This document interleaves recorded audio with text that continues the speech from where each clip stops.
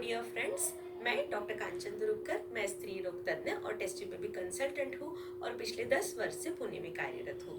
आज हमारे साथ डॉक्टर किशोरी माने हैं जो कि चाइल्ड बर्थ एजुकेटर और जाने माने योगा थेरेपिस्ट है।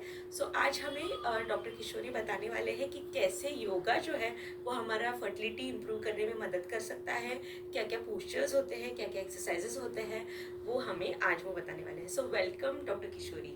Hello everyone. Yes. So yes. So पहले तो मैं डॉक्टर किशोरी आपसे पूछना चाहूंगी कि कैसे, क्या सही में योगा जो है वो फर्टिलिटी बूस्ट करने में मदद कर सकता है? यस बिल्कुल। योगा जो है फर्टिलिटी को एनहांस करने में बिल्कुल मदद कर सकता है। आज अगर हम देखेंगे तो मेजर जो रीज़न है इनफर्टिलिटी का, that is stress. So stress management के लिए योगा को हम एक रेमेडी, होलिस्टिक रेमेडी के बतौर हम देख सकते हैं। सो ये योगा जो है, इसके वजह से क्या होता है, हमारा जो रिप्रोडक्टिव सिस्टम है उसको ब्लड सर्कुलेशन बढ़ता है। जो ब्रीदिंग है या मेडिटेशन है वो not only for the body but mind को भी अपलिफ्ट करता है, ठीक है। और हमारी ग्रोइन रीजन को फ्लेक्सिबल बनाता है और ओवरऑल हमारी बॉडी में जो टॉक्सिन है उसको फ्लश आउट करने में मदद करता है। ओके, सो काफ़ी काफ़ी वाइड हमें यूजेस बताए हैं डॉक्टर किशोरी ने कि कैसे इम्प्रूव करता है फर्टिलिटी को इन ऑल एस्पेक्ट्स। सो मुझे बताइए डॉक्टर किशोरी, कैसे पोस्चर्स रहते हैं, क्या क्या पोस्चर्स है जो कि फर्टिलिटी के लिए पर्टिकुलरली इम्पॉर्टेंट रहते हैं, जो इम्प्रूव कर सकते हैं हम फर्टिलिटी में फीमेल्स को बता सकते हैं? सो मेन जो पोस्चर होते हैं that is lower body part. हमारे रिप्रोडक्टिव सिस्टम को स्ट्रेंथन करने के लिए जो एक्सरसाइज है वो majorly pre conception yoga, that is for fertility yoga के लिए इम्पॉर्टेंट होते हैं। उसमें सबसे पहले है बटरफ्लाई पोस्चर जो होता है, उसको हम कहते हैं बद्ध कोणासन। देन सेतु बंधासन, ब्रिज पोज भी बहुत इंपॉर्टेंट होता है।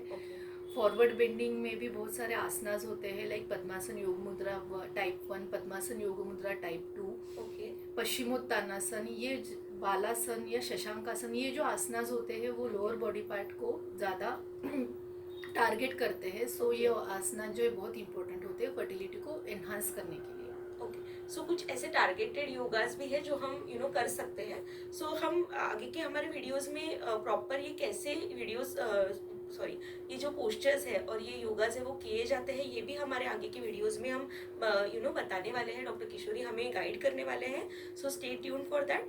अब हम जानने वाले हैं कि क्या क्या ब्रीदिंग एक्सरसाइजेज जो है वो होते हैं जो कि हम कर सकते हैं जब हम कंसीव करने का प्लान कर रहे हैं तब, या फिर अगर हम इनफर्टिलिटी से स्ट्रगल कर रहे हैं तब क्या क्या ब्रीदिंग एक्सरसाइजेज जो है वो कैसे हमें हेल्प करते हैं, ये जानने वाले हैं।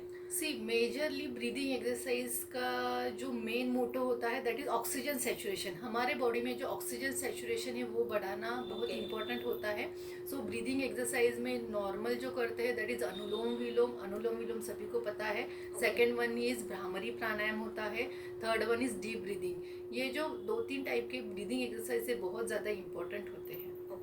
ओके, सो ये सारे जो ब्रीदिंग एक्सरसाइजेस है वो बेसिकली ऑक्सीजन हमारे बॉडी का बढ़ाते हैं और जो रिएक्टिव ऑक्सीजन स्पीसीज है, जो हम बोलते हैं कि ऑक्सीडेटिव स्ट्रेस, उसको कम करते हैं और उसकी वजह से ये जो ऑक्सीडेटिव स्ट्रेस कम करने की वजह से ये फर्टिलिटी जो है हमारा इनहांस होने में मदद हो करता है। अब मुझे बताइए डॉक्टर कि पीसीओएस में कुछ क्या, क्योंकि पीसीओएस के पेशेंट्स हमारे काफ़ी एंग्शियस होते हैं कि क्या कैसा योगा किया जाए, क्या किया जाए कि उनका जो हार्मोनल इम्बैलेंस हुआ है उसके लिए कैसे ये योगा वर्क करता है? सी पीसीओएस जो है that is majorly due to the stress and sedentary lifestyle जो है उसके वजह से है। सो और मेन रीजन जो होता है that is hormonal imbalance. So hormonal balance के तरफ हमें ज़्यादा ध्यान देना है। सो हार्मोन को बैलेंस करने के लिए जो आसनास होते हैं वो बहुत इंपॉर्टेंट होते हैं, वो हमें करना चाहिए।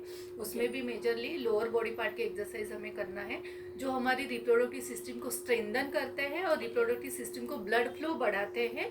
उनका हमें ज़्यादा से ज़्यादा प्रैक्टिस करना चाहिए। ओके, सो कौन से ऐसे स्पेसिफिक इसमें कुछ आप बताएंगे, कुछ नाम हमें बताएंगे कि ऐसे कोई एक्सरसाइजेस जो है? उसमें भी फॉरवर्ड बेंडिंग है। उसमें से सबसे बढ़िया जो है that is the butterfly pose. वो सभी वो क्या करता है, हमारी रिप्रोडक्टिव सिस्टम को स्ट्रेंथन करता है और हमारे जो एडक्टर मसल है उसको भी स्ट्रेच करता है। सो बहुत इंपॉर्टेंट है। बटरफ्लाई पोज है, ग्राइंडिंग पोज है। ओके, अच्छा डॉक्टर, हमें आगे बताइए कि कितने फ्रिक्वेंटली हमने ये योगा करना चाहिए, कितने ड्यूरेशन ऑफ, मतलब एक दिन में कितना हमने इसके लिए टाइम देना चाहिए, एक वीक में हमने कितना टाइम देना चाहिए, ये हमें गाइड कीजिए। सी अगर नॉर्मल वेल बीइंग के लिए, फर्टिलिटी को एनहांस करने के लिए हम योगासना कर रहे हैं तो 2 महीने 3 महीने भी चल जाते हैं. बट अगर if you are suffering from the PCOS then you have to do the practice for at least 3 month. Okay. 3 month के लिए प्रैक्टिस करना बहुत इंपॉर्टेंट होता Okay. है. और डेली 30 मिनट के लिए आप योगा कर सकते हो. Otherwise you can plan your yoga practice thrice in a week Okay. For at least 1 hour. Okay, so हम, ऐसा ज़रूरी नहीं है कि आप रोज़ ही ये योगा के लिए टाइम दीजिए. अगर आप बिजी है, आप नहीं रोज़ टाइम दे पा रहे, तो एटलीस्ट आप 3 days इन अ वीक भी प्लान कर सकते हैं 1 hour के लिए, या फिर हाफ एन आवर के लिए 5 days इन अ वीक, ऐसा भी जैसे Yes, हम definitely. बोलते हैं वैसा आप प्लान कर सकते हैं. और ज़रूर इतना टाइम तो हम खुद के लिए ज़रूर निकाल ही सकते हैं. तो इसके बाद हम जानेंगे कि कैसे कैसे ये वर्क करता है योगा की. क्या साइंटिफिक कुछ बेसिस है इसका कि कैसे ये योगा और ये ब्रीदिंग एक्सरसाइजेस ये हमें कैसे फर्टिलिटी की तरफ या फिर जल्दी कंसेप्शन की तरफ लेके जा सकते हैं doctor? See, yoga is not only meant for the asanas. Yoga is the combination of posture, yoga posture, then breathing exercise and meditation. Okay. ये ओवरऑल हमारी मेंटल एंड फिजिकल हेल्थ जो है उसको एनहांस करता है. और Okay. अगर mental health के बारे में अगर हम देखें तो अगर ये सभी जो एक्सरसाइज है, ये पूरा ओवरऑल जो योगा है वो हमारे ब्रेन को स्टिमुलेट करता है. Okay. ब्रेन में जो पिट्यूटरी ग्लैंड है, जो majorly master endocrine gland that is the hypothalamus, उसको स्टिमुलेट करेगा. Okay. और उससे जो हार्मोन सिक्रीट होते हैं वो हमारी रिप्रोडक्टिव ऑर्गन को टारगेट करते हैं. सो ओवरऑल जो ये जो साइकिल है वो मेंटेन करने के लिए, हार्मोनल बैलेंस के लिए ये जो पोस्चर है वो बहुत ज़्यादा बेनिफिशियल है. ओके. सो जो हमें एक्चुअली पहले लगता था कि योगा मतलब ओनली एक्सरसाइजेज है. So yoga is not only exercise, it is it is amalgamation we can say कि इसमें सारा कुछ इंक्लूडेड है. इसमें ब्रीदिंग एक्सरसाइजेज इंक्लूडेड है, इसमें योगा पोस्चर्स इंक्लूडेड है, इसमें आपके बाकी के भी जो भी स्ट्रेस रिलीविंग जो थिंग्स है वो सारे कुछ ये योगा में इंक्लूडेड है. सो इट इज कंप्लीट एक केयर है हमारे बॉडी की, जो ज़रूर सभी ने अगर आप इनफर्टिलिटी से स्ट्रगल कर रहे हो या फिर आप कंसेप्शन के लिए ट्राई कर रहे हो, तो ज़रूर आपने इस योगा का बेनिफिट लेना चाहिए, ताकि आपका जो स्ट्रेस है वो भी कम रहे. आप ऑफ कोर्स आईवीएफ का भी या फिर इनफर्टिलिटी का ट्रीटमेंट भी काफ़ी स्ट्रेसफुल रहता है, बिकॉज थोड़ा कॉस्टली भी रहता है, थोड़ा टाइम कंज्यूमिंग भी रहता है, आपको काफ़ी विजिट्स के लिए भी जाना होता है. तो ये जो ड्यूरेशन ऑफ का जो रहता है वो भी थोड़ा स्ट्रेसफुल रहता है. तो उसको भी आप स्ट्रेस फ्री बनाने के लिए भी योगा आपके इसमें इंक्लूड कर सकते हो, आपके डे टू डे रूटीन में आप इंक्लूड कर सकते हो, ताकि आपका जो जर्नी है वो स्मूथ हो सके. सो डॉक्टर किशोरी, आपने आज बहुत ही अच्छा हमें गाइड किया.